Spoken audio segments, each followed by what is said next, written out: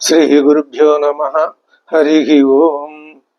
దంతాంచలేన ధరణీతలమున్నమయ్య పాతాళకేళి శుధృతాది వరహలీలం ఉల్లాఘనోత్ఫణ ఫణాధర గీయమాన క్రీడావదానం యభరాజముఖం నమామః.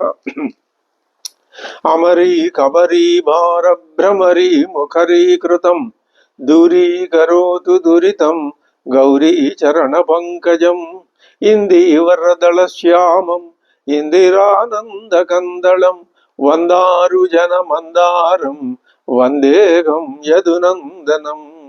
వాగర్ధావివ సంపృక్తౌ వాగర్ధ ప్రతిపత్తయే జగతః పితరౌ వందే పార్వతీ పరమేశ్వరౌ. ఆపదామపహర్తారం దాతారం సర్వసంపదాం లోకాభిరామం శ్రీరామం భూయో భూయో నమామ్యహం. బుద్ధిర్బలం యశోధైర్యం నిర్భయత్వమరోగత అజాడ్యం వాగ్భటుత్వం చ హనుమస్మరణాత్ భవేత్. శ్రీ గురుభ్యో నమః. హరి ఓం. శ్రీరామచంద్రుడు ఆయన అక్కడ సముద్ర తీరాన సైన్యం విడిచిన తర్వాత కొంచెం సేపు స్వామి అమ్మవారిని గురించి దీర్ఘాలోచన మగ్నుడై కొంత విరహ వేదనని కూడా అనుభవించాడు. తర్వాత సంధ్యా సమయం అయింది, అమ్మవారిని ఉపాసించాడు. ఆయన అక్కడ పరిస్థితి అలా ఉంది. ఆయన కూడా వానర ప్రముఖులతో సుగ్రీవాదులతో అందరితో కలిసి సమాలోచన చేయవలసి ఉన్నది. అదే విధంగా ఇక్కడ సమాలోచనలు ప్రారంభిస్తున్నాడు రావణాసురుడు. రావణాసురుడికి కొంచెం సిగ్గుతో తల వంచుకోవలసిన, అవమాన భారంతో తల దించుకోవలసిన అవసరం ఏర్పడింది. ఎందువల్ల ఏర్పడింది అంటే, ఒక వానర వీరుడు వచ్చి తాను రహస్యంగా అపహరించి తీసుకొని వచ్చినటువంటి అమ్మవారు అశోకవనంలో ఉన్నదని కనుక్కోవటమే కాదు, ఆమెను చూశాడు కూడా. అది రావణాసురుడికి తలగొట్టినంత పని అయింది. ఇప్పుడు అంతవరకు అయితే పర్వాలేదు, కానీ ప్రముఖులైన రాక్షసుల్ని కొంతమందిని ఆయన సంహరించేశాడు అలాగా. అంతేకాదు, లంకలో చాలా భాగానికి నిప్పు పెట్టాడు. ఇన్ని 3 రకాల ఘోర అవమానాలు జరిగినాయి రావణాసురుడికి. అతడు ఏం చేశాడు? హిర్యాకించిద్ అవాంగ్ముఖ, సిగ్గుతో కొద్దిగా తల దించుకున్నాడు రావణాసురుడు. ఖిన్నుడై తల దించుకొని ఏమంటున్నాడు అంటే, రాక్షసులందరి వద్ద తన మనోభావాల్ని, తనలో కలిగినటువంటి అవమాన భారాన్ని వెళ్ళగొక్కుంటున్నాడు రావణాసురుడు. ఏమని? ఓ రాక్షస వీరులారా, ఒక్క వానర మాత్రుడు వచ్చే లంకలో ప్రవేశించడమే కాక, ఆ అమ్మవారిని కనుక్కోవటమే కాక లంకని కూడా ధ్వంసం చేశాడు. దృష్టాచ సీతా జానకి, అది ఆ రావణాసురుడికి అవమాన కారణం. కింకరిష్యామి, ఇదేయా ఉన్న పరిస్థితి. ఇప్పుడు నన్ను ఏం చేయమంటారు? కింకరిష్యామి భద్రం వహ, ఈ మాట ఎప్పుడు ఎవరైనా అంటారు. మీకు అంతా శుభం కలుగాక అంటే, మీరు సుఖంగా ఉండండి, మీకు శుభం కలిగితే, మీరు మంచి ఆలోచనలు కలిగితే అవి నాకు చెప్తారు, నాకు కూడా తద్వారా శుభం కలుగుతుంది అనే స్వార్థమేమో కావచ్చు. భద్రం వా కిం వా యుక్తమనంతరం, ఇప్పుడు నేను చేయవలసిన పని ఏమిటి మీరు చెప్పండి ఇప్పుడు అని అడిగాడు. రాక్షస ప్రముఖుల్ని అందరినీ అడిగాడు. అడిగిన విషయాలు ఎలా ఉన్నాయి అంటే, ఒక మాట అంటున్నాడు వాళ్ళతో, మీరంతా మంత్రులు కదా, నా దగ్గర మంత్రులు ఇచ్చేటటువంటి ఆ మంత్రాంగం వలననే, ఆలోచన వలననే ఇప్పుడు రాజ్యం యొక్క క్షేమం ఆ మంత్రాల ఆలోచన మీదనే ఆధారపడి ఉంటుంది అనే సంగతి మీకు తెలుసు, నీతి శాస్త్రజ్ఞులు అందరికీ తెలుసు. పైగా మీరంతా అటువంటి ఆలోచన ఇవ్వగలిగినటువంటి ప్రజ్ఞావంతులు మీరు. ఇప్పుడు నాకు ఒక ఆపద వచ్చి పడిందని మీకు అర్థమైంది కదా. వానరాణం హి వీరాణం సహస్రై పరివారిత రామోభ్యేతి పురీం లంకాం అస్మాకం ఉపరోధక. అది అసలు విషయం బయట పెడుతున్నాడు. రాముడు వచ్చి సముద్రానికి అవతల తీరంలో పెద్ద సైన్యంతో విడిసి ఉన్నాడట. ఆ సంగతి నాకు తెలిసింది. ఎంతమంది వచ్చారు? వానరాణం వీరాణం సహస్రై, వేలాది మంది ఉన్నారట వానర వీరులు. అటువంటి వాళ్ళ చేత పరివారిత, వాళ్ళని సమకూర్చుకొని రామ అభ్యేతి, రాముడు విచ్చేశాడు, అరుదించాడు. పురీం లంకాం, లంకా నగరానికి దగ్గరలో ఉన్నాడు.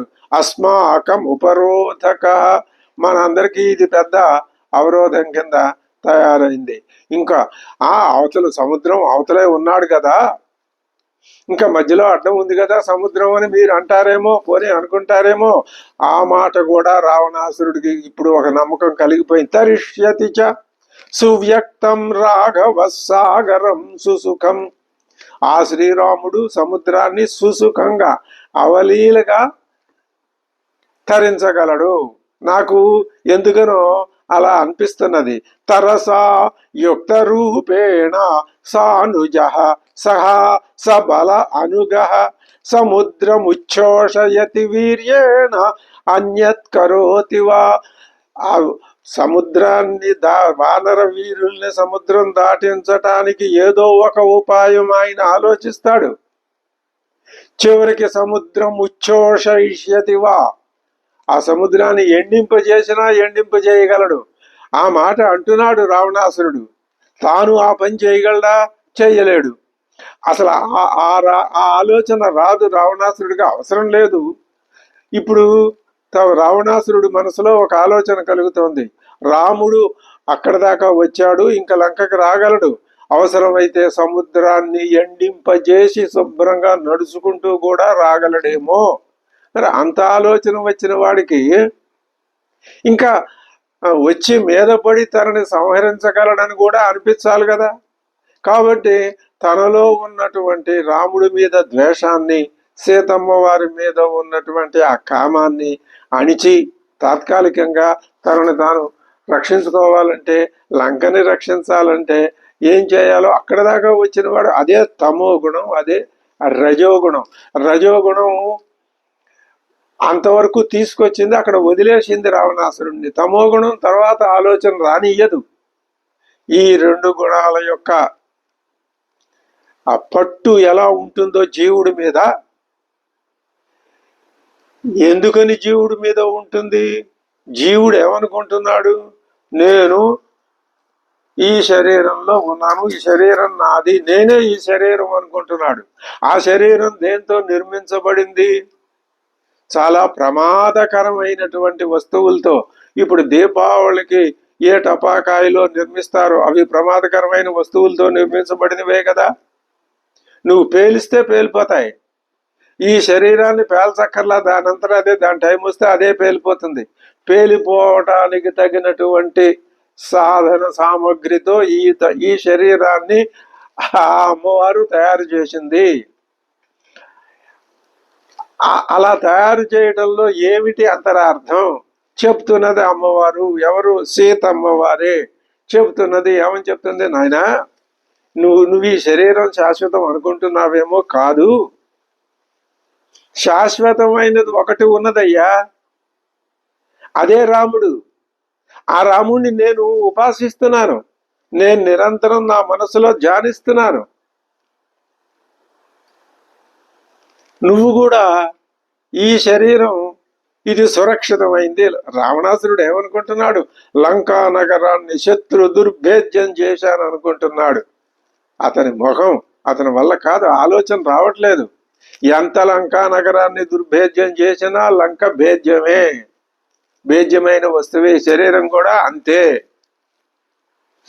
అందుకని ప్రమాదకరమైన 3 పదార్థాలతో, ఏ సత్వరజస్తమో గుణాలతో, కామక్రోధాది ఆ అరిషడ్ వర్గంతో ఈ శరీరాన్ని అమ్మవారు తయారు చేసి అక్కడ పెట్టింది, నీకు ఇచ్చింది.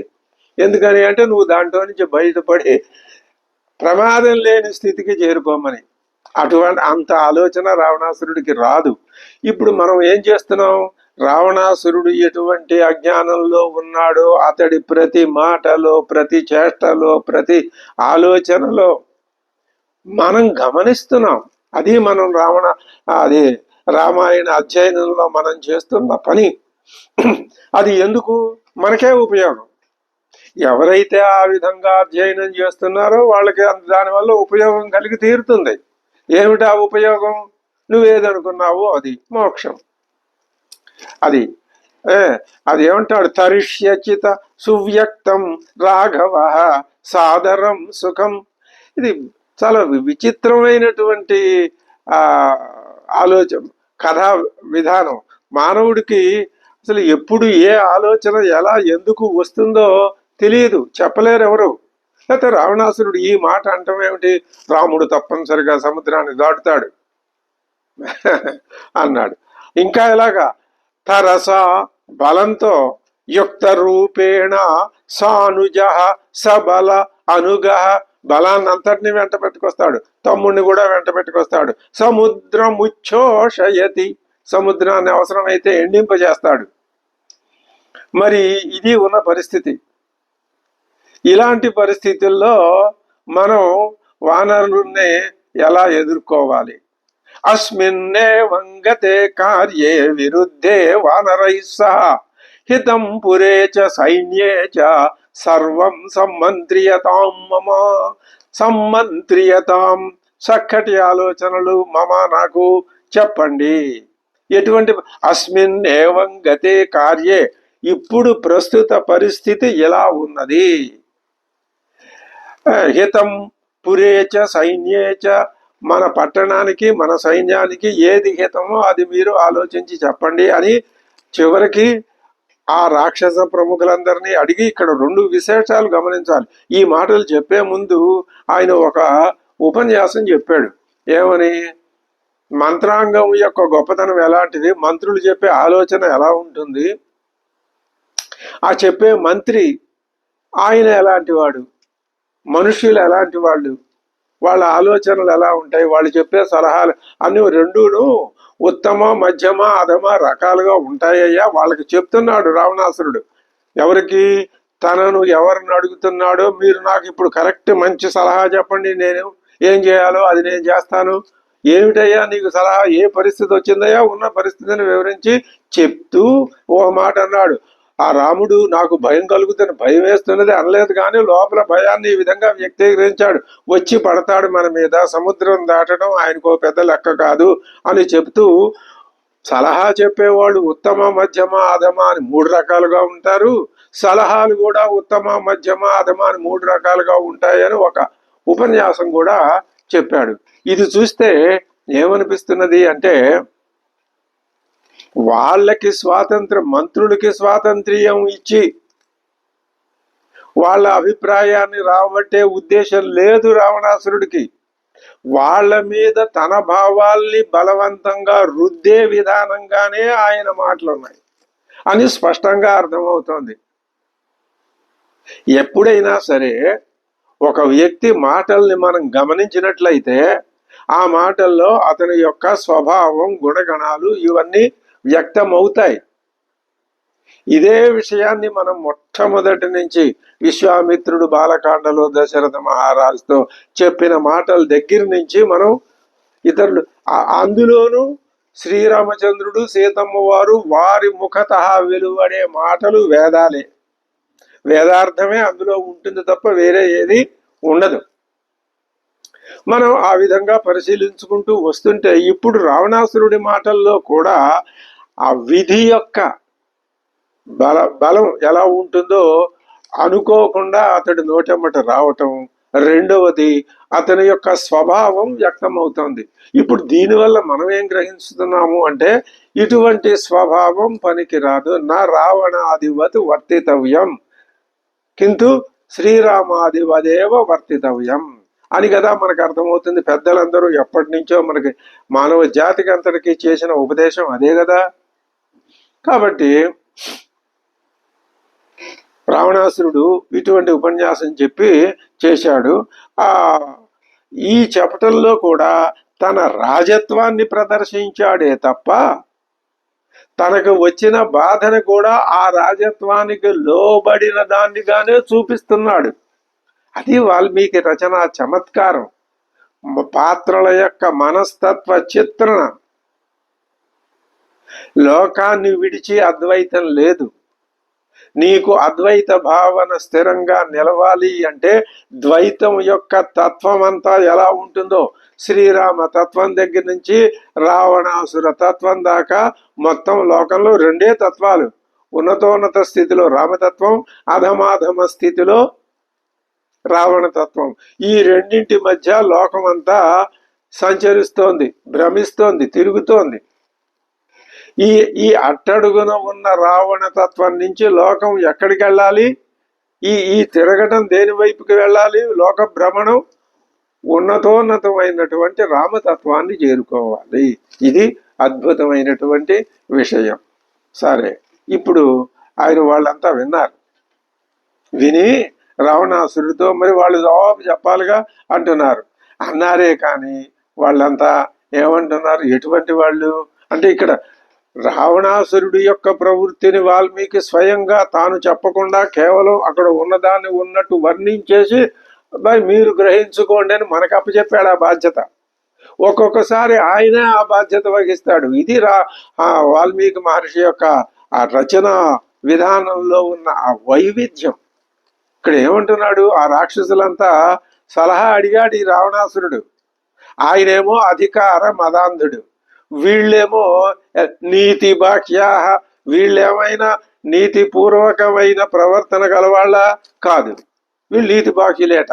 పైగా అబుద్ధయ, అసలు వీళ్ళకి బుద్ధి లేదు, సంస్కారం అంతకంటే లేదు. ఏది అబుద్ధు అంటే అజ్ఞానవంతులు. అజ్ఞానం అంటే తమకు ఏది మంచో ఏది చెడ్డో తెలుసుకోనియనటువంటి పరిస్థితే అజ్ఞానం. పైగా తమకు తెలిసిందే తమకు మంచి అని చెప్పటం కూడా అజ్ఞానమే. అబుద్ధయ అజ్ఞానవంతులు వాళ్ళు. ద్విషత్ పక్షం వాళ్ళకి తెలియదు, శ్రీరాముని యొక్క తత్వం తెలియదు, ఆయన బలాబలాల యొక్క సామర్థ్యం తెలియదు. వాళ్ళు అంటున్నారు, రాజా మనకి అపారమైన సైన్యం ఉంది, నువ్వెందుకు భయపడతావు? అది ఎంతసేపు బాహ్య దృష్టి. మనకు అపారమైన సైన్యం ఉందయ్యా, మనకి అపారమైన ఆయుధ సంపద ఉంది, రాక్షస సంపద అంటే యుద్ధం చేసే వీరులు ఉన్నారు, వాళ్ళు యుద్ధం చేయడానికి తగిన ఆయుధాలు ఉన్నాయి, ఇంకేంటి? ఇదే అదే అబుద్ధయ అంటే ఇదే. వాళ్ళ దగ్గర పరిగెలు, బల్లాలు, కత్తులు, కటార్లు, శూలాలు ఎన్నో చాలా ఉన్నాయి. నువ్వేం విచారించవద్దు, అక్కర్లేదు. కస్మాత్ విషాదం భజతే భవాను అడుగుతున్నారు. ఎందుకు నువ్వు విషాదాన్ని పొందుతున్నావు? నీకు విషాదం వద్దు, విచారం వద్దు, ఏమొద్దు. హాయిగా ఉల్లాసంగా సీతమ్మ వారిని అపహరించి తీసుకురావడానికి వెళ్ళేటప్పుడు ఎంత ఉత్సాహంగా ఉన్నావో అదే విధంగా ఇప్పుడు శ్రీరామచంద్రుడు దండెత్తి వచ్చాడన్న సందర్భంలో కూడా అంత ఉత్సాహంగా ఉండు అని వాళ్ళు ఈయనకి సలహా ఇస్తున్నారు. గతంలో రావణుడి విజయాన్ని వాళ్ళు ఏకరువు పెట్టారు. ఏమంటున్నారు? నువ్వేం తక్కువ వీరుడువా? రాముడు వచ్చి అక్కడ ఉన్నాడని నువ్వు భయపడతావేమిటి? నువ్వేం తక్కువ వాడివా? ఏం చేశావు? ఈయన యొక్క విజయాల్ని వాళ్ళు ఆయనకి చక్కగా వినిపిస్తున్నారు. దీనివల్ల ఏమవుతుంది? అసలు ఈయన సలహా అడిగిందే ఎందుకు అంటే వాళ్లతో చెప్పి వాళ్ళ చేత తనని పొగిడించుకోవటానికే అని అర్థమవుతుంది. ఏం అద్భుతమైన కథా సంవిధానం ఇది, మనం గ్రహించాలి. ఏమంటున్నారు వాళ్ళు? మొట్టమొదట నువ్వు భోగవతి మీద దండెత్తావు కదా, అక్కడ ఉన్నటువంటి నాగులందరినీ జయించి పారేసావు కదా, వాసుకి, శేషుడు, వీళ్ళందరినీ. ఇంకా నీకు ఆ పాతాళ లోకంలో ఎటువంటి అటువైపు నుంచి ఏ విధమైన ప్రమాదం రాదు. నువ్వేం చేశావు? కుబేరుణ్ణి జయించావు. ఎవరా కుబేరుడు? పరమేశ్వరుడికి, మహాశివుడికి మిత్రుడు. ఈయన కూడా కైలాస పర్వతం మీదే ఉంటాడు. అటువంటి ఆ కుబేరుణ్ణి జయించి పైగా నువ్వు జయించినటువంటి నీ విజయం ఆ కుబేరుడికి శాశ్వతంగా గుర్తుండేటందుకు గాను అందుకనేనేమో ఆయన విమానాన్ని ఎక్కి లాక్కొచ్చేసావు నువ్వు. ఇంకా ఆయనకు విమానం గుర్తొచ్చినప్పుడల్లా దుఃఖమే వచ్చి పడిపోతుంది. నీ పేరు చెప్తే ఆయన భయంతో అదిరిపోతూ ఉంటాడు. ఇది నీ రెండో ఘనకార్యం. ఇంకో ఘనకార్యం చేశావు నువ్వు. ఘనకార్యం అని అనకూడదు, నీ బలపరాక్రమాల యొక్క ఆ అవధులు ఎలా ఉంటాయో మేము చెప్తున్నాం.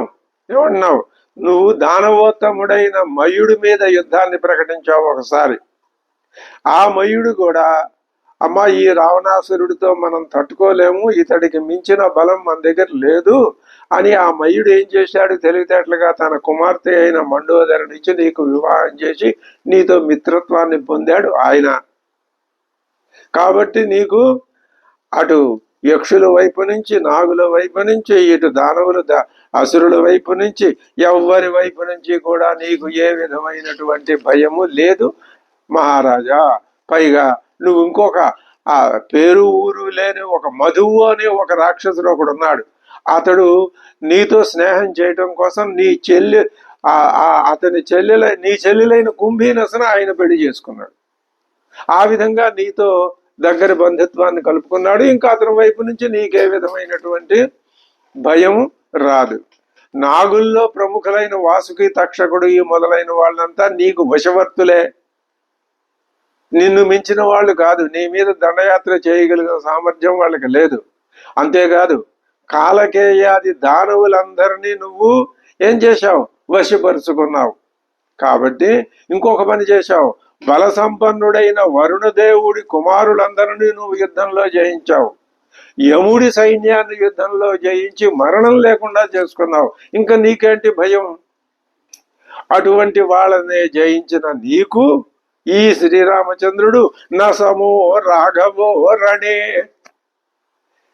అంతమందిని అద్భుతమైన విజయాలు సాధించినటువంటి నువ్వు, నీకు రావణే రాఘవ న సమహ, సమానుడేమీ కాదు. ఇటువంటి మాటలే సరిగ్గా కావాలని కోరుకుంటున్నాడు రావణాసురుడు. అబుద్ధులైనటువంటి వాళ్ళు ఈయనకి ఏ మాటలు కావాలో అవే వాళ్ళు చెప్పారు. బాగానే ఉంది, నువ్వు అలా ఉండు అంతే. నువ్వేం స్వయంగా యుద్ధరంగంలోకి రావక్కర్లా. నీ కుమారుడు ఇంద్రజిత్తు ఉన్నాడు కదయా, ఇంద్రుడే జయించాడు ఆయన. ఇంకా నీకేమిటి భయం? ఇంద్రుడే జయించిన వాడికి రాముడు ఒక లెక్క.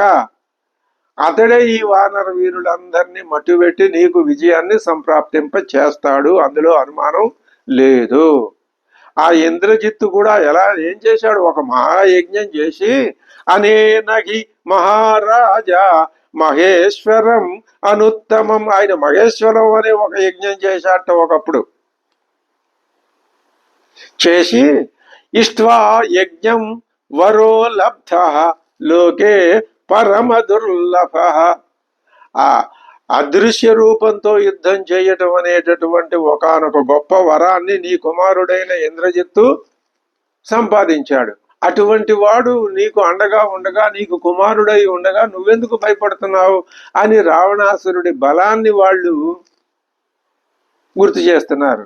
అతడు దేవతల సైన్యాన్ని ఛేదించాడు, ఇంద్రుని జయించాడు. జయించి ఇంద్రుని కాళ్ళు చేతులు కట్టేసి లంకకి లాక్కొచ్చి ఇంద్రుని జయించి ఇంద్రజీ అయ్యాడు అతడు.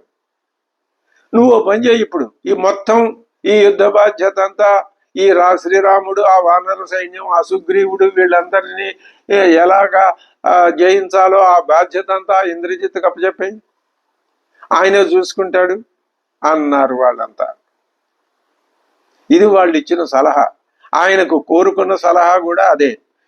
ఈ మొత్తం ఈ విషయం పరిశీలిస్తే రావణాసురుడు తాను రాజుననే అహంకారాన్ని ప్రదర్శించటంతో పాటు తనకు ఎటువంటి సలహా వాళ్ళు ఇస్తే బాగుంటుందో అటువంటి సలహా వాళ్ళతో ఇప్పించుకునేటట్లుగా వ్యవహారాన్నంతటినీ నడిపించుకున్నాడు. అందులో చాలా గొప్పవాడు రావణాసురుడు. ఇది జరిగింది. అప్పుడు ఆయన రాక్షస సేనా నాయకుడైన ప్రహస్తుడు ఉన్నాడు. ఆ ప్రహస్తుడు లేచి నిలబడ్డాడు. ప్రహస్తుడు ఎలా ఉన్నాడు? నీలాంబుద నిభ, ఒక నీటితో నిండిన నల్లటి మేఘంలాగా ఉన్నాడు. ఆయన లేచి నమస్కారం చేసి రావణాసురుడితో అంటున్నాడు, ప్రభు, దేవదానవ గంధర్వులు గాని పిశాచ పతక ఉరగులు గాని నిన్ను ఎవ్వరూ ఏమీ చేయలేరు. ఈ ఈ ఈ ప్రహస్తుడు కూడా అదే బాణీలో మాట్లాడటం మొదలుపెట్టాడు. వీళ్ళంతా అంతే, ఒక్క విభీషణుడు తప్ప. వీళ్లతో ఎందుకు ముందు ఈ విధంగా మాట్లాడింపజేస్తున్నాడు వాల్మీకి మహర్షి అంటే ఆ భేదం తెలుసుకోవాలి. రావణాసురుడి యొక్క నిజంగా రావణుడి క్షేమం ఎవరు కోరుతున్నారు, పైకి మాటల్లో ఎవరు కోరుతున్నారు, నిజంగా చేష్టల్లో ఎవరు కోరుతున్నారు, ఆ భేదం తెలుసుకోవాలి రావణాసురుడు. తెలుసుకోనివ్వదు తమోగుణం. కానీ తెలుసుకోకపోయినా చెప్పాల్సిన బాధ్యత విభీషణుడి మీద. ఆయన ఏం చెప్తాడో మనం ముందు ఈ ప్రహస్తుడు మాట్లాడుతున్నాడు. ఏమంటున్నాడు, ఆ హనుమంతుడు చేశాడు కదా అని నువ్వు అనొచ్చు మహారాజా. వచ్చి లంకని ధ్వంసం చేసి వెళ్ళిపోయాడు, నేను అనుకున్నటువంటి ఆలోచనలన్నింటినీ తలకిందులు చేసి వెళ్ళిపోయాడారా ఆ హనుమంతుడు అని నువ్వు అంటున్నావు. నిజమే, అప్పుడు ఏమయ్యారు మీరని కూడా మమ్మల్ని అడిగావు నువ్వు. మేము కొంచెం ప్రమత్తులంగా ఉన్నాం అనుకోలా. ఎవరు అసలు ఆ హనుమంతుడు వచ్చాడని కూడా మాకు తెలియదు.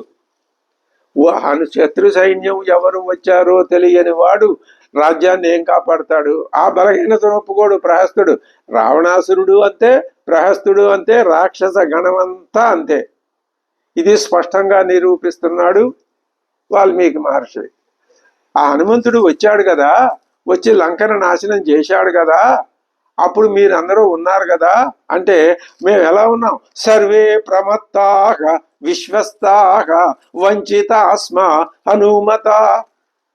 ఆ హనుమంతుడు మమ్మల్ని మోసం చేశాడు, వంచాడు. ఎందువల్ల అలా చేయగలిగాడు అంటే ప్రమత్తాః, మేము బాగా మత్తులో ఉండి అది ఏం జరుగుతుందో మేము తెలుసుకోవడంలో కొద్దిగా అశ్రద్ధ చేశాము. ఈ లోపల అతడు చేయవలసినటువంటి నష్టాన్ని చేసేసాడు. సరే, అది అయిపోయింది. లేకపోతే గనక మేము ఆనాడు ఆ ప్రమత్తతలో మేము నిజంగా అప్రమత్తులమయ్యే ఉంటే గనక నహిమే జీవితో గచ్చేత్ జీవన్ సవనగోచర. అతడు మేము అప్రమత్తులంగా ఉంటే ప్రాణాలతో ఆ హనుమంతుడు లంకని దాటి బయటికి వెళ్ళగలిగేవాడా? అసలు లోపలికి రాగలిగేవాడా? అయిపోయిన తర్వాత అయిపోయిన ప్రగల్భ వచనాలంటే ఇలాగే ఉంటాయి. ఇప్పుడు సరే, అదంతా ఎందుకు? ఇప్పుడు నన్ను మీరు ఇప్పుడు ఆజ్ఞాపించండి. ఏమైనా ఆజ్ఞాపించమంటావయ్యా? సర్వాసాగర పర్యంతం సశైల వనకాననాం కరోమి అవానరాం భూమిం. ఇది ప్రహస్తుడి యొక్క ఘోరమైన ప్రతిజ్ఞ. ఈ భూమి మొత్తాన్ని అవానరాం గుర్యాం, వానరుడు అనేవాడు ఒక్కడు కూడా లేకుండా నేను ఈ భూమి మీద చేసేయగలను. నన్ను మీరు ఆజ్ఞాపించండి. సాగర పర్యంతం సశైల వనకాననాం భూమిం అవానరాం కరోమి అన్నాడు. అప్పుడు ఇది ప్రహస్తుని యొక్క ప్రగల్భపూరితమైన మాట. ఇంకా ఆ ప్రహస్తుడి తర్వాత దుర్ముఖుడని ఇంకొక ఆయన ఉన్నాడు. ఆయన లేచాడు. ఆయన ఏమంటున్నాడు? ఆ హనుమంతుడు క్షమించరాని నేరం చేశాడు.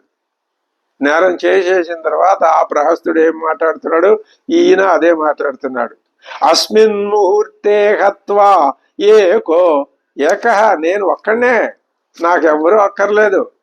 హాయిగా మహారాజా మీరు మీ సింహాసనం మీద కూర్చోండి, మీ భోగభాగ్యాలు మీరు అనుభవించండి. అస్మిన్ ముహూర్తే, ఈ క్షణంలోనే బయలుదేరి వెళ్ళి హత్వా నివర్తిష్యామి వానరాన్, నేనే వాళ్ళ మీదకి వెళ్ళిపోతా. సముద్రం, నాకు సముద్రం ఎగరటం ఎంత? మనం పెట్టుకుందేగా సముద్రం లంకకి రక్షణగా. వెళ్ళి వానరాన్ అందరినీ కూడా నివర్తిష్యామి, వాళ్ళని సంహరించి వెనక్కి పంపించేస్తాను. ప్రవిష్టాన్ సాగరం భీమం అంబరం వా రసాతలం, వాళ్ళు సాగరంలో దూరినా, ఆకాశంలోకి ఎగిరినా, రసాతలానికి పోయినా, ఎక్కడికి పోయినా ఇటువంటి ప్రగల్భ వాక్యాలు పలకటంలో రాక్షసులు మహా నైపుణ్యం గలవాళ్ళు. ఇది స్పష్టంగా మనకి రాక్షసులు ఎక్కడ ఎక్కడ మాట్లాడినా ఇలాగే మాట్లాడతారు వాళ్ళు. దీంట్లో ఉన్నటువంటి ఆ లోపాన్ని స్పష్టంగా మానవులు గ్రహించాలి. అది దోషభూయిష్టం. అటువంటి వాగ్ధోరణి పనికి రాదు. శ్రీరామచంద్రుడు ఎప్పుడు మాట్లాడినా, హనుమంతుడు ఎప్పుడు మాట్లాడినా, మరి వాగ్విదాంబరుడు నారదుడు ఎప్పుడు మాట్లాడినా వాళ్ళ మాటలు ఖచ్చితంగా తూచినట్టు న్యాయబద్ధంగా వేద సమ్మతంగా జ్ఞానయుక్తంగా ఉంటాయి. వీళ్ళ మాటలు అజ్ఞానయుక్తంగా ఉంటాయి. ఇది మనం రామాయణ అధ్యయనం ద్వారా గ్రహించవలసినటువంటి పరమార్థం. గ్రహించాం. ఏమిటి ఉపయోగము అంటే, ఏది మనకి హాని కలిగిస్తుందో లోకంలో కూడా అంతే. పదార్థాలని మానవుడు తినేటప్పుడు తనకి, తన శరీరానికి, తన ఆరోగ్యానికి భంగం కలిగించే పదార్థాలు తినడు. ఏవి తింటాడు? తన ఆయువుని పెంపొందింపజేసి తనకి ఆ సుఖాన్ని కలిగించే పదార్థాల్లో ఎన్నుకుని తింటాడు. అలాగే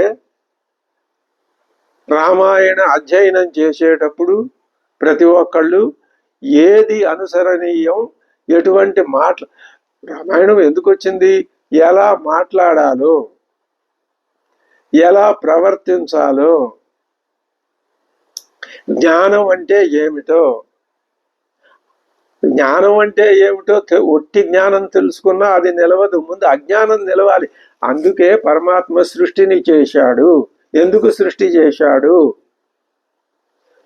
నీలో ఉన్న జ్ఞానాన్ని మళ్ళీ నువ్వు ప్రత్యభిజ్ఞాపూర్వకంగా గుర్తించటానికే సృష్టి చేశాడు.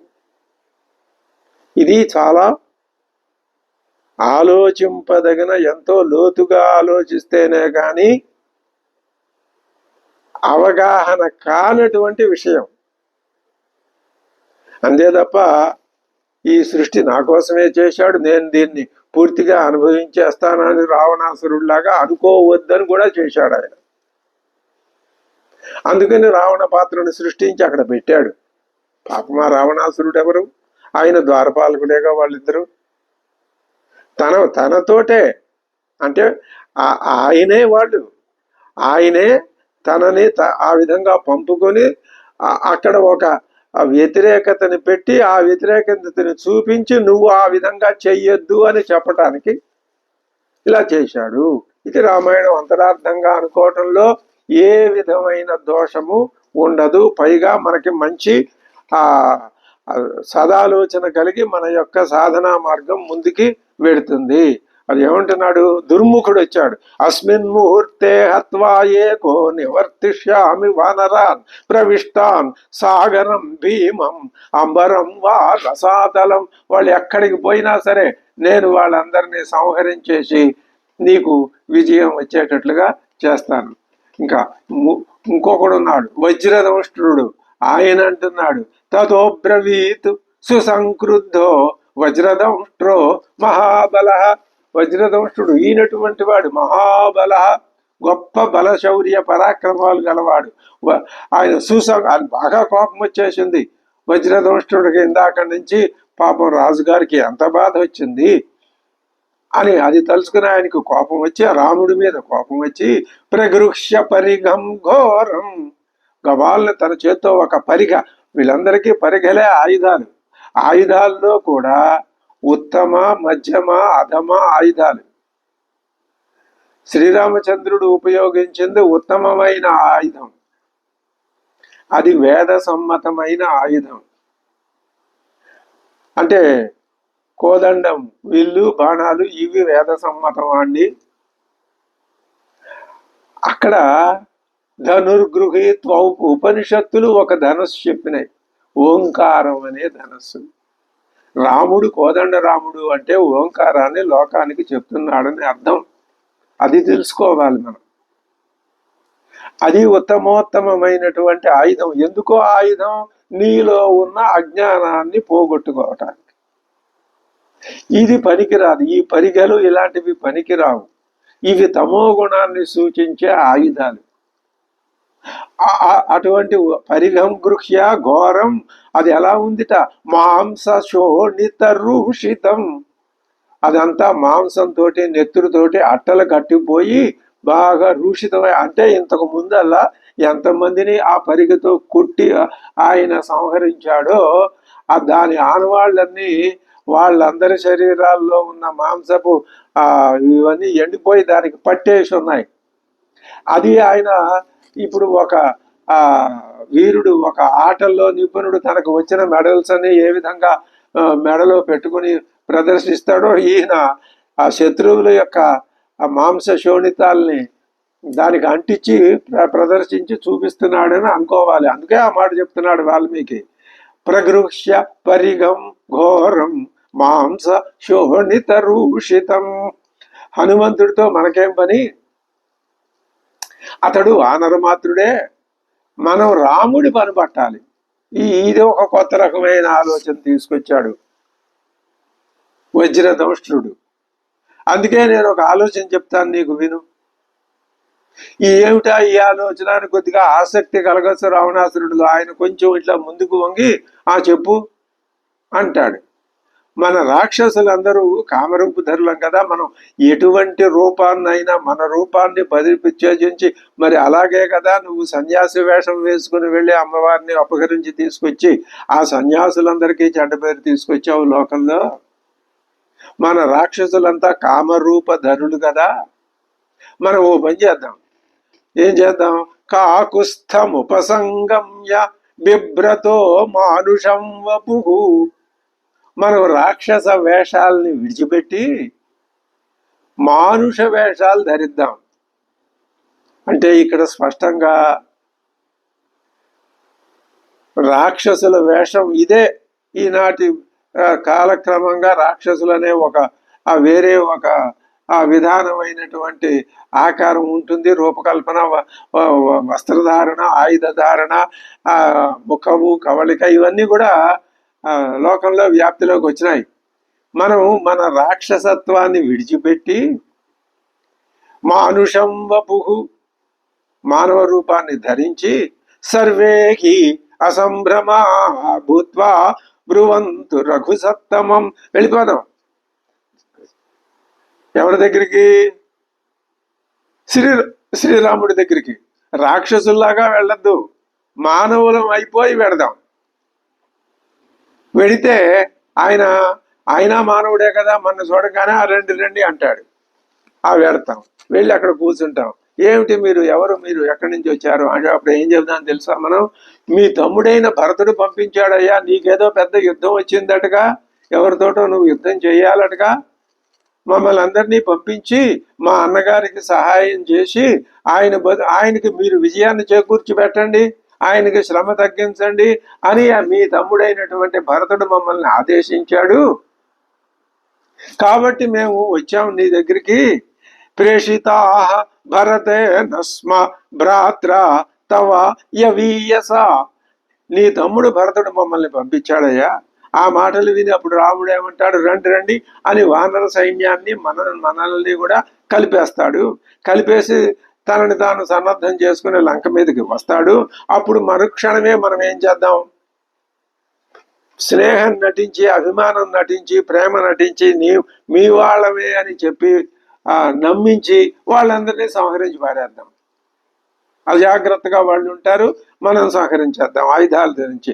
ఆకాశే గణశస్తిత్వ, ఆకాశం వాళ్ళు ఎటు పోనీయకుండా మనం అంతా ఆకాశంలో గణశస్తిత్వ, గుంపులు గుంపులుగా ఆకాశంలో చేరదాం. మేము ఆ విధంగా వెళ్ళి వాళ్ళతో కొంతమంది ఇక్కడికి తీసుకొస్తే ఇక్కడున్న వాళ్ళు కూడా మానుష వేషం ధరించి ఆకాశంలో మమ్మల్ని వాళ్ళు వచ్చి చేరుకోవచ్చనేమో అతని ఉద్దేశం. ఎవరో వజ్రదంష్ట్రుడి ఉద్దేశం. ఆకాశే గణశస్థిత్వ హత్వా తాం హరివాహిని అశ్మశస్త్ర మహావృష్ట్య ప్రాపయామయమక్షయం, ఆకాశంలోకి వెళ్ళి పెద్ద పెద్ద బండరాళ్ళు వానలాగా కురిపించి ఈ వానర వీరులందరినీ యమాలయానికి పంపించేద్దాం అని ఒక సలహా చెప్పాడు వజ్రదంష్ట్రుడు. విన్నాడు రావణాసురుడు. సరే అవసరం వచ్చినప్పుడు నువ్వు చెప్పిన సలహానే పాటిద్దాంలే అనుకున్నాడు ఏమో. తర్వాత ఇంకొక ఆయన లేచాడు, కుంభకర్ణుని కుమారుడు, ఇతడి పేరు నికుంభుడు. ఈ నికుంభుడు లేచి ఏమంటున్నాడు, అతడికి పరమ క్రుద్ధుడై కోపం వచ్చింది. ప్రభు, అహమేకో హరిష్యామి, నేను ఒక్కడిని చాలండి, నన్ను పంపండి. ఇదే ఈ రాక్షసులందరి యొక్క అబుద్ధిమత్వం. అబుద్ధయ అని చెప్పాడు, ముందే చెప్పాడు వాల్మీకి మహర్షి. అహమేకో హనిష్యామి రాఘవం సహ లక్ష్మణం, నువ్వు నిర్విచారంగా ఉండి ఏం పర్వాలేదు అన్నాడు ఈ నికుంభుడనే రాక్షసుడు. ఇక్కడ మనకి ఒక దృశ్యం ఆవిష్కృతం అవుతోంది. ఏమిటది అంటే, ఇలాగా ఇక ఆ తర్వాత వెంటనే నికుంభుడు, రభసుడు, సూర్యశత్రువు, సుప్తఘ్నుడు, మహాపార్శ్వుడు, మహోదరుడు, ఇంద్రజిత్తు, ప్రహస్తుడు, విరూపాక్షుడు, ధూమ్రాక్షుడు, అతికాయుడు, వీళ్ళంతా కూడా మహారాక్షసులు, గొప్ప బలపరాక్ర రాక్షస ప్రముఖులు, వీళ్ళు అగ్రేసర్లు. వీళ్ళు పరిగలు మొదలైన ఆయుధాల్ని ప్రగృహ్యచ పరమ క్రుద్ధాక సముత్పత్యచ రాక్షసాక, ఒక్కసారి బిలబిల అంటూ లేచిపోయారు. ఏంటి, పరిగాది ఆయుధాల్ని రెండు చేతులతో భయంకరమైన ఆయుధాలని పట్టుకొని పరమ క్రుద్ధాక మంచి కోపంతో లేచి ఒకసారి ఇలా అంటున్నాడు, అద్య రామం వధిష్యామ. ఎంతసేపు వాళ్ళు అదే మాట, ఆ మాటే హాయిగా ఆనందంగా వింటున్నాడు. ఇక్కడ కేవలం మాటలతో వీళ్ళు సంహరిస్తున్నారు. ఆయన అమాయకుడై అక్కడ లేని ఆనందాన్ని అనుభవిస్తున్నాడు రావణాసురుడు. ఇదంతా మూర్ఖత్వం మూలంగా వచ్చినటువంటి విధి విధానమే తప్ప మరొకటి కాదు అని మనం చదువుతున్న మనకి స్ఫురించేటట్లు చేస్తున్నాడు వాల్మీకి మహర్షి. అది మహర్షి రచనలో ఉన్న గొప్పతనం. తాన్ అద్య రామం వధిష్యామ సుగ్రీవంచ సలక్ష్మణం, రాముణ్ణి, సుగ్రీవుణ్ణి, లక్ష్మణుణ్ణి, కృపణం హనుమంతంచ, నీచుడున్నాడే హనుమంతుడు, ఆయన కూడా వదిలిపెట్టం. లంకా ఏన ప్రదర్శిత, వస్తాడా లంకను ఈ విధంగా ప్రదర్శింపజేసి నానా ఇది చేస్తాడా అన్నాడు. ఇది ఇప్పటిదాకా జరిగినటువంటి రాక్షసులందరి యొక్క సలహా. ఎంతమంది ఎన్ని రకాలైన సలహాలు ఇచ్చారో అంత. మొట్టమొదట రావణాసురుడు ఇచ్చినటువంటి ఆ అధ్యక్షోపన్యాసం లాంటి ఆ రాజవచనాలు, రాజశాసనం లాంటి మాటలు విని వాళ్ళందరిలో ఇటువంటి భావాలు వచ్చినాయి. వినకపోయినా వాళ్ళు అటువంటి భావాలతో ఉన్నవాళ్లే. రాజుగారు కోరుకునేసరికి దానికే బాగా చెలవలు పలవలు కల్పించి బ్రహ్మాండంగా వాళ్ళు చెప్పవలసిందంతా చెప్పారు. వాళ్ళ బాధ్యత వాళ్ళు నిర్వహించారు.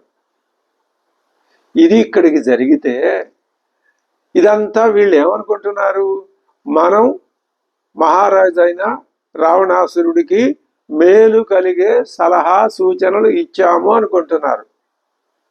అది ఆ విధమైనటువంటి ఉత్సాహంతో విశ్వాసంతో వాళ్ళు ఉన్నారు.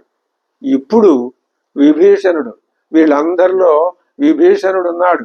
ఆయన మహాత్మా అన్నాడు, విభీషణస్తు మహాత్మా, హనుమంతుడే అన్నాడు.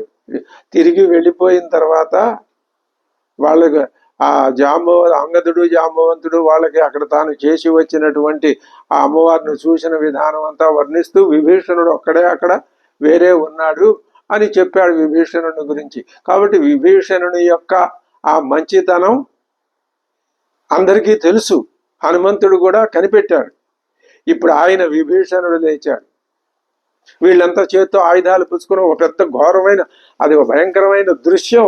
అసలు అది చాలా ఎలా ఉంది అంటే, వీళ్ళందరూ లేచి ఆయుధాలు పట్టుకుని గాల్లో జడిపించేస్తున్నారు. ఓ కోలాహలం ఏర్పడిపోయింది. ఇక్కడ నిజంగా యుద్ధం ఇక్కడ జరుగుతుందా అనిపించేంతగా వచ్చేసింది ఆ దృశ్యం. నెమ్మదిగా లేచాడు విభీషణుడు. ఆయన ఏం చేశాడు, తాన్ గృహీతాయుధాన్ సర్వాన్ వారయిత్వా, అది మహానుభావుడైన విభీషణుడు చేసిన పని. వాళ్ళందరినీ వారయిత్వా, నివారించాడు. ఎందుకయ్యా ఇక్కడ మీరు అనవసరమైనటువంటి ఆ దీన్ని చూపిస్తారు, ఆడంబరాన్ని చూపిస్తారు, ప్రగల్భత్వాన్ని చూపిస్తారు. మీరు వారయిత్వా ఎవరు నివారించాడు? గృహీతాయుధాన్, వాళ్ళ చేతుల్లో ఆయుధాలు ఉన్నాయి, ఆయుధాలు పుచ్చుకున్న వాళ్ళందరినీ నివారించి విభీషణ అబ్రవీతు ప్రాంజలికి ఒక్క నమస్కారం చేశాడు అందరికీ. ఇప్పుడు ఇప్పటిదాకా ఆ కోలాహలంగా ఉన్న సభ ఒక్కసారి నిశ్శబ్దం అయిపోయింది. ఎటువంటి అద్భుతమైన సన్నివేశాన్ని కల్పించాడో! ఇటువంటి దృశ్యాలే ఈనాటికి నాటకాలు కానీ, చలనచిత్రాలు కానీ, మరేవైనా కానీ రామాయణాన్ని అందరూ ప్రజలకి అందుబాటులోకి తీసుకురావడానికి తరువాత మహాకవులందరూ అనుసరించిన విధానానికి ఇదే మూలం. ఎటువంటి అద్భుతమైన దృశ్యాన్ని చూపించాడు! ప్రాంజలిర్భూత్వా విభీషణో, ఆయన ఏం చేశాడు? పునః ప్రత్యుపవేశ్యతాన్, అది అక్కడ గొప్పతనం. కూర్చోండి కూర్చోండి అని అందరి దగ్గరికి వెళ్ళి ఆ ఆయుధం ఒక్కొక్కటి దగ్గర తీసుకుని కింద పెట్టి 2 భుజాల మీద చేతులు వేసి కూర్చో, నవ్వుతూ, కోపంతో కాదు. ఎంత చాకచక్యాన్ని ప్రదర్శించాడు విభీషణుడు! రావణాసురుడు కూడా ఏం మాట్లాడలేకపోతున్నాడు, చూస్తూ కూర్చున్నాడు గుడ్లు అప్పగించి. ఆయన మొత్తం వాళ్ళందరినీ, సభలో ఉన్న వాళ్ళంతా ఒక్కొమ్మడి లేచిపోయి పదండి పదండి అని పొలోమని కేకలు పెడుతుంటే ఈయన లేచి చక్కగా నైపుణ్యంగా వాళ్ళందరినీ కూర్చోబెట్టి ఆయుధాలు పక్కన పెట్టి ఏమంటున్నాడు? అప్యుపాయైస్త్రిభిస్తాత యోర్థ ప్రాప్తుం నశక్యతే తస్య విక్రమ కాలాన్స్తాన్ యుక్తాన్ ఆగుర్ మనీషిణః. శత్రువులను జయించాలంటే అన్నగారు 4 ఉపాయాలు ఉన్నాయని నీకు తెలుసు కదా, సామధాన భేద దండోపాయాలు. ఇప్పుడు వీళ్ళందరి వ్యవహారం చూస్తే మొట్టమొదటగానే 4వ ఉపాయాన్ని ప్రయోగిస్తాం అంటున్నారు. ఎందుకు అంతది అక్కర్లేదు. ఉపాయైస్త్రిభిస్తాత, మొదటి 3 ఉపాయాల్లో మనకి పనికొచ్చే ఉపాయం ఏదైనా ఉంటే దాన్ని మనం స్వీకరించి ఆ విధంగా మన కార్యక్రమాన్ని మనం నిర్వహించేసుకుంటే మన ఫలితాన్ని మనం పొందితే ఇంకా అంతకంటే మనకు కావాల్సిందే ఉంటుంది ఏమి. కాబట్టి ఇప్పుడు దండం ఎవరి మీద ప్రయోగించాలో తెలుసా? ప్రమత్తేషు. ఇప్పుడు మీరు యుద్ధం ఎవరి మీద చేయాలి? ప్రమత్తేషు. కానీ ఆ శ్రీరాముడు ప్రమత్తుడా? జాగ్రత్తగా ఉన్నాడు. ఇందాకే సంధ్యోపాసన కూడా చేసి కూర్చున్నాడు ఆయన నిన్న సాయంత్రమే. ప్రమత్తేషు, ప్రమత్తులైన వాళ్ళ మీద యుద్ధం చేసి వాళ్ళని, ఎందుకంటే వాళ్ళు సరిగ్గా సిద్ధంగా లేరు కాబట్టి వాళ్ళని జయించవచ్చు. ఇంద్రియ సుఖాలకు లోనైన వాళ్ళు ఎవరైనా ఉంటే వాళ్ళ మీద దండయాత్ర చేసి తేలిగ్గా జయించవచ్చు. అభియుక్తేషు, జాగరూకులు కాని వాళ్ళ మీద కూడా యుద్ధం చేసి చేయొచ్చు. ఇలాంటి వాళ్ళ మీద మనం దండయాత్ర చేయాలి కానీ మహారాజా. అంతేగాని శ్రీరాముడు ఇప్పుడు ఎలా ఉన్నాడు? ఆయన అప్రమత్తం, ఆయన చాలా జాగ్రత్తగా ఉన్నాడు. ఆయన లక్ష్యం ఒకటే, ఆయన లక్ష్యం ఆయనకి స్పష్టంగా తెలుస్తున్నది. కథంతం తు విజిగీషుం బలే స్థితం. ఆయన, నువ్వు రాముడిని ఎలా సంహరిస్తావు? ఎక్కడున్నాడు ఆయన? బలే స్థితం, బల మధ్యంలో ఉన్నాడు. అసలు నువ్వు రాముడి దగ్గరికి వెళ్ళలేవు, ఆయన ఏం చేయలేవు. ఆయన దగ్గరికి వెళ్ళాలి అంటే ఈ వానర వీరులందరినీ జయించుకుంటూ సంహరించుకుంటూ వెళ్ళాలి. అప్పుడు ఆయన నువ్వు వీళ్ళని జయించలేవు, ఆయనే జయించలేవు. పైగా ఆయన బలం ఏమిటో తెలుసా? జితరోషం అప్రమత్తం కథం తంతు విజిగీషుం బలే స్థితం. జితరోషం దురాదర్శం ప్రదర్శయితుమిచ్చద. అటువంటి శ్రీరామచంద్రుని మీరు దర్శిస్తాం, ఆయన మీద విజయం సాధిస్తాం, ఆయన్ని చికాకు పరుస్తాం, ఆయన్ని ఓడిస్తాం అని మీరు ఎలా అనుకుంటారయ్యా? సముద్రం లంఘయిత్వాతు ఘోరం నద నదీపతిం కృతం హనుమత కర్మ దుష్కరం తర్కయేతవా. మీరు ఏమైనా తర్కయేతవా ఆలోచించారా? ఏం ఆలోచించాలంటావయ్యా? హనుమంతుడు ఒక్కడే సముద్రం లంఘయిత్వ, ఒక్కడు సముద్రం, అపారమైన సముద్రాన్ని ఆయన దాటాడే, ఎగిరి దూకాడే. అది ఎటువంటి బల పరాక్రమాలు ఉన్నవాడు దూకగలడలాగా మీరు హనుమంతుడిని ఎందుకు తక్కువ చేసి చూస్తున్నారు? పైగా ఇక్కడ చెప్పాడుగా నీతో ఏమని, నేను ఒక్కడనే ఈ లంకనంతటినీ జయించగలనని నీతో చెప్పాడుగా. దానికి తగ్గట్టుగానే ఆయన ఆ పని చేశాడు కదా. ఘోరం నద నదీపతిం కృతం హనుమత కర్మ దుష్కరం తర్కయేతవా, అసలు ఆ విషయం మీ ఆలోచనకి రాదా? కాబట్టి మీరంతా తిరుగులేని బలపరాక్రమాలుగా ఎంత ఎంత మనస్తత్వ శాస్త్రాన్ని కాచి పడబో, అది దేంట్లో ఉంటుంది? ఆ సదాచార సంపన్నత ఉంటే అటువంటి భావాలు అటువంటి ఆలోచనలు వస్తాయి. దురాచారత్వం ఉంటే ఇదిగో ఈ రాక్షసులకి ఎలాంటి ఆలోచనలు వస్తాయో, అది గుణాగుణ విమర్శ చేసుకోవటం కోసమే ఇటువంటి సన్నివేశాలు అన్నమాట. మీరంతా బలపరాక్రమాలు కలవాళ్లే. పరేషాం సహసావజ్ఞ నా కర్తవ్య కథంచన, ఇతరుల్ని గురించి మీరు తక్కువ అంచనా ఎప్పుడూ వేయవద్దు. ఇంతవరకు శ్రీరాముడు అసలు మీ రాముడి మీద ఎందుకు, ఆయన ఇక్కడ దాకా ఎందుకు వచ్చాడు? మీరు అది ఆలోచించారా? రాముడు మనకి ఏం అపకారం చేశాడు?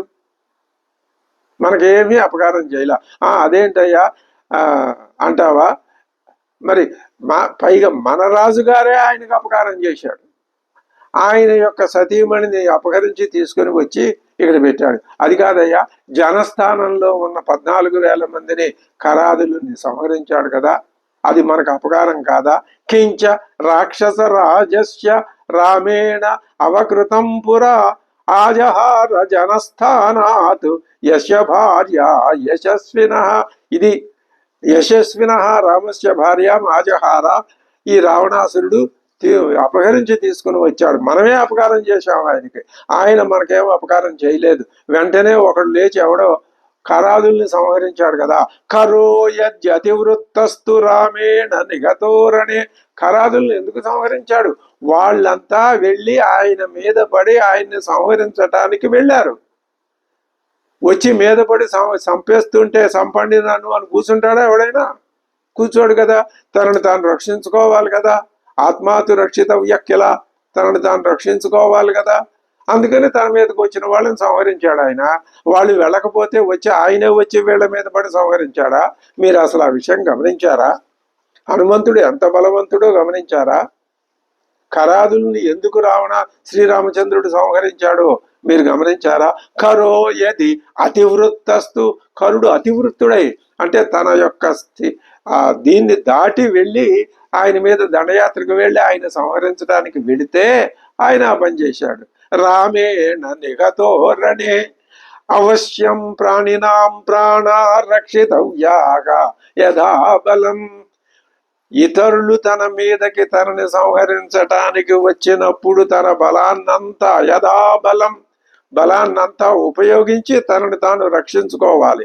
ఆ రక్షించుకునే భాగంలో ఎదుటివాడు మరణిస్తే మరణించవచ్చు. ఆ విధంగా కరాదులు సంహరింపబడ్డారే తప్ప వేరే విధంగా కాదు. అయశస్యం అనాయుష్యం పరదారాభిమర్శనం అర్ధక్షయకరం ఘోరం పాపస్య చ పునర్భవం. మనం చేసిన పనేమిటి? ఆత్మ విమర్శ చేసుకోండి. ఎంత ధైర్యంగా నిర్భయంగా ఆయన చెప్పగలుగుతున్నాడు విభీషణుడు అంటే అంత బలం ఆయనకి. ఇప్పటిదాకా ఎప్పుడూ రావణాసురుణ్ణి ఆ విధంగా ఎదిరించి మాట్లాడలేదు విభీషణుడు. ఎందుకు మాట్లాడలేదు అంటే అవసరం రాలేదు ఆయనకి. తన యొక్క ఆ తనలో ఉన్న ధర్మజ్ఞత్వాన్ని ఆయన ప్రదర్శించాల్సిన సమయం రాలేదు, ఇప్పుడు వచ్చింది చెప్తున్నాడు. అయశస్యం, రావణాసురుడు చేసిన పని ఎలాంటిదో తెలుసా? అకీర్తికరమైంది. అనాయుష్యం, ఆయుష్ను పోగొట్టేది.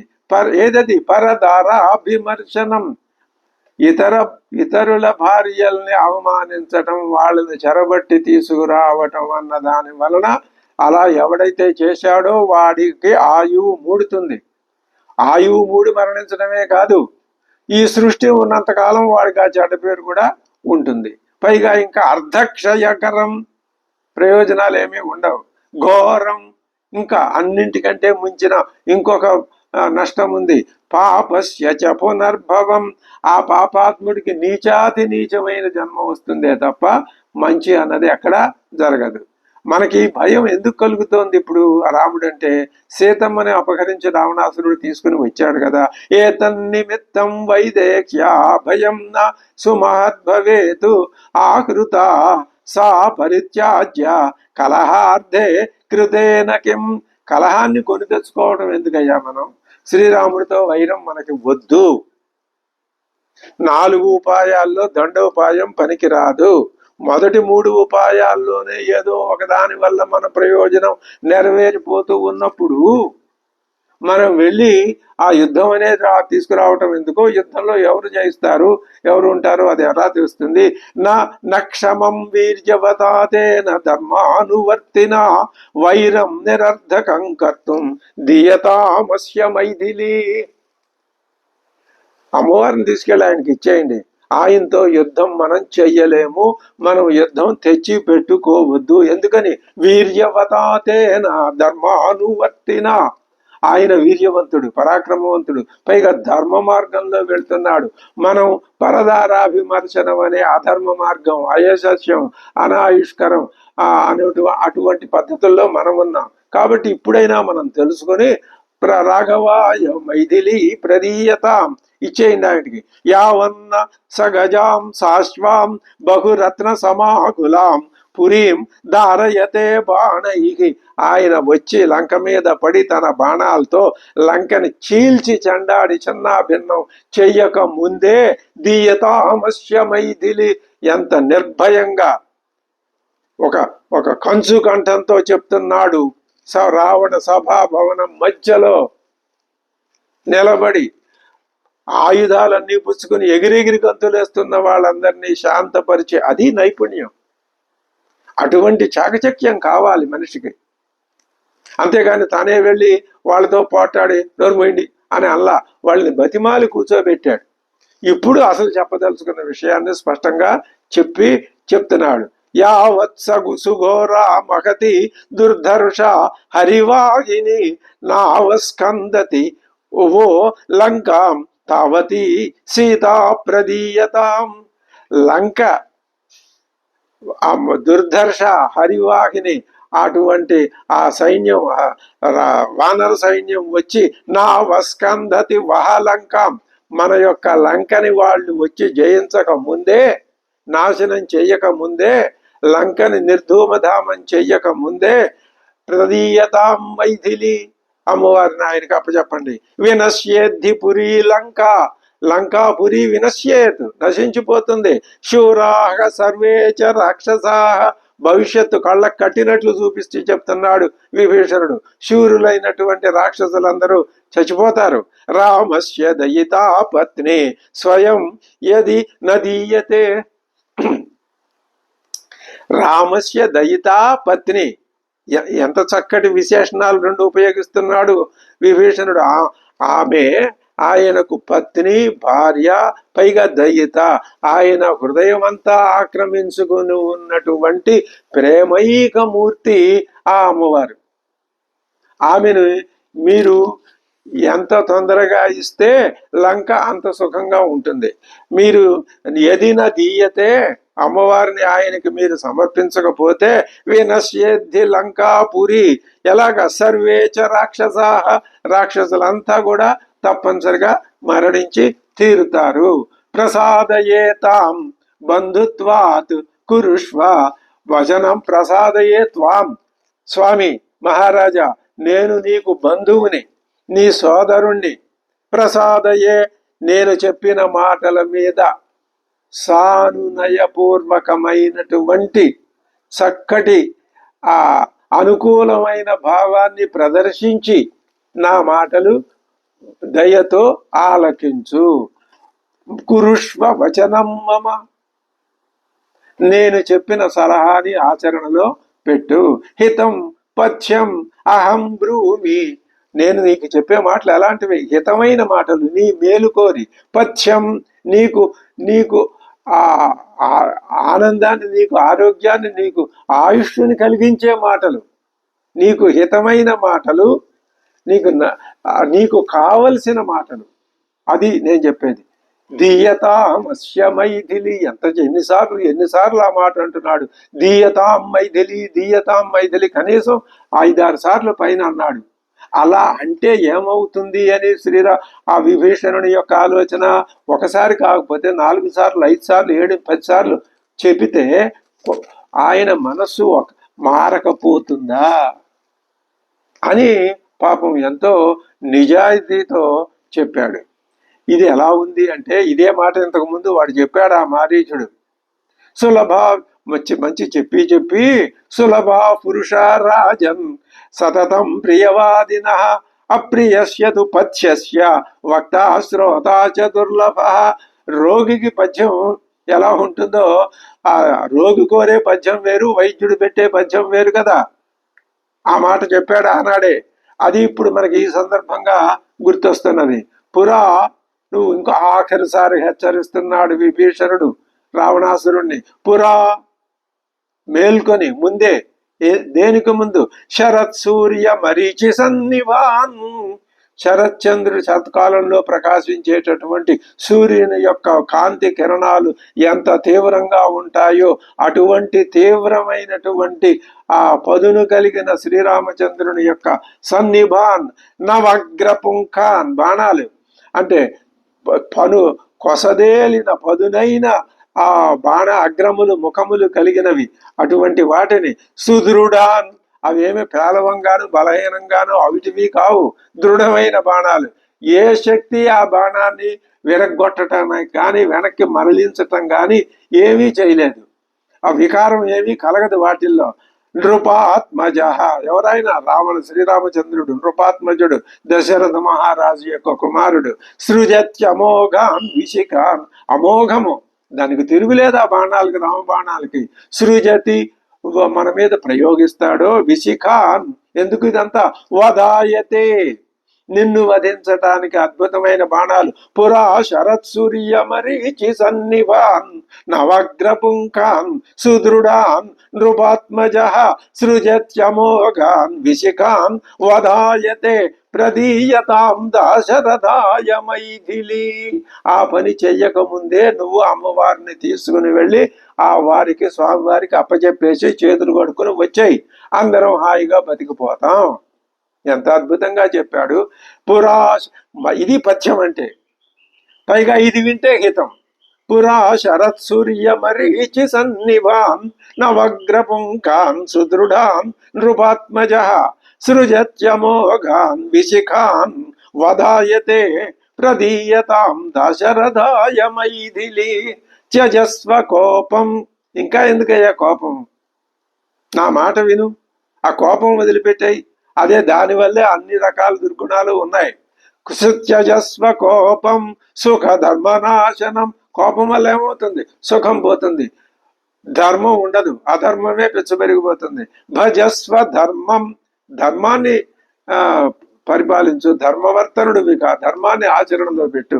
రతికీర్తి వర్ధనం, కోపమేమో సుఖధర్మ నాశనం, ధర్మం రతి ఆనందం, కీర్తి పేరు యశస్సుని కలిగించేది ధర్మం. ప్రసీద జీవేషు సపుత్ర బాంధవాగా. ఇదిగో చూడు వీళ్ళందరినీ, అమాయకులు, నీకు ఏది మంచో ఏది చెడ్డో తెలియక వాళ్ళు నువ్వు ఇష్టం వచ్చింది చెప్తున్నారు. వాళ్ళు చెప్పేదంతా నీకు వ్యతిరేకమే. వాళ్ళని అమాయకులు, వాళ్ళను నువ్వే దయదలచాలి. నువ్వు కాదంటే వాళ్ళంతా అగ్నిలో మిడతల్లాగా మాడి మషి అయిపోతారు. వాళ్ళ వంక చూడు, వాళ్ళని రక్షించు. ప్రసీద, దయాగుణంతో వాళ్ళని పరిశీలించు. జీవేషు సపుత్ర బాంధవాగా ప్రదీయతాం దాశరథాయ మైథిలి. ఇది విభీషణుడి హితవాక్యాలు చెప్పాడు. విన్నాడు ఓపిగ్గా రావణాసురుడు. మధ్యలో మాట్లాడితే బాగుండదు అనుకున్నాడు ఏమో. అలా మాట్లాడటం చేతకాని వాడేం కాదు రావణాసురుడు. చాలా ఘోరమైనటువంటి ఆలోచన స్వభావం కలవాడు. కానీ విన్నాడు. ఎందుకు విన్నాడు.